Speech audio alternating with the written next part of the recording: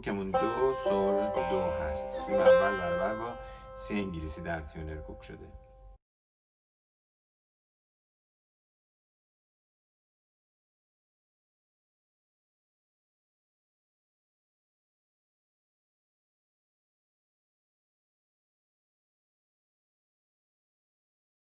سول دو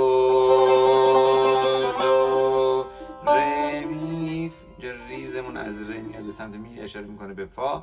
ره دو کمان میخوره. دو ره می ره دو کمان. سی دو ره راست راست چپ. دو ره دو ره دو ره دو ره دو ره راست چپن. دو ره دو سی لاس. سی و سول با هم میزنیم. سول دو ره می دو ره می دو کمان. سی دو ره دو ره دو ره دو ره دو ره راه آخر چپن در هر مجموعه. دو ره بم با شست ریز ره پایین. ره می فا آس.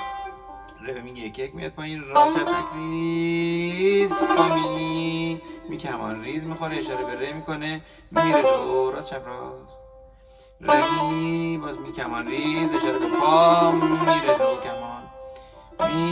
میره دو کمان ریز دو. میریم سراغ لا.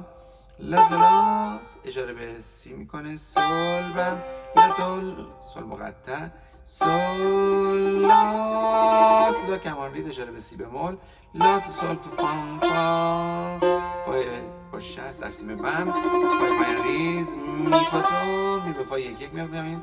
راست چپ تک ریز اشاره به لا میکنه. فا بم سو فام. فا انگشت اول فا سول کمان ریز اشاره به لا میکنه. سول فا می بم با شست می ریز میخوره. ره می فاست. ره می یک میاد پایین. راست چپ تک ریز اشاره به سول میکنه. فا می کمان ریز اشاره به ره. میره دو راست چپ راست. دو کمان میخوره. می انگشت اول می فا کمان ریز اشاره به سول. فا میره کمان راست چپ راست. میره دو راست چپ راست. دو کمان ریز میخوره. دو انگشت سوم میره روی دو. میگیم دو بم دو سی. دو انگشت دوم دور اشاره به ره میکنه. دو سیل لاس. دو یک میاد عقب. سول بم. دوباره دو انگشت سوم. دو بم دو سیل. سی دور دو سیل. سی انگشت اول که دور اشاره بکنه به ره. دو سیل. دو یک میاد عقب. لا اینجا حالت تحریرهایی داریم که اشاره هاش با چپ زده میشه. لا دو سیره دومی رمی دومی سیره لا. بعدش سولا اینا راست چپن. لاس سول اشاره لا به سی بمول هست. لا سولاس راست چپ تک ریز. سول بم سول لا کمان ریز اشاره به سی میکنه. لا سول فام فایش میشه هست در سیم بم. فا ریز پایین. می فا سول. می به فا یک میاد پایین اشاره میده به لا. فا بم سو فام فا سول کمان ریز اشاره به لا میکنه. سول فام می بم با شست. می پایین ریز. ره می فاس. ره به می یک راست چپ تک ریز. فا می کمان ریز میخوره اشاره به ره میکنه. میره دو راست چپ راست. ره میره دو راست چپ راست. کمان میخوره روی دو. میره دو کمان ریز دو.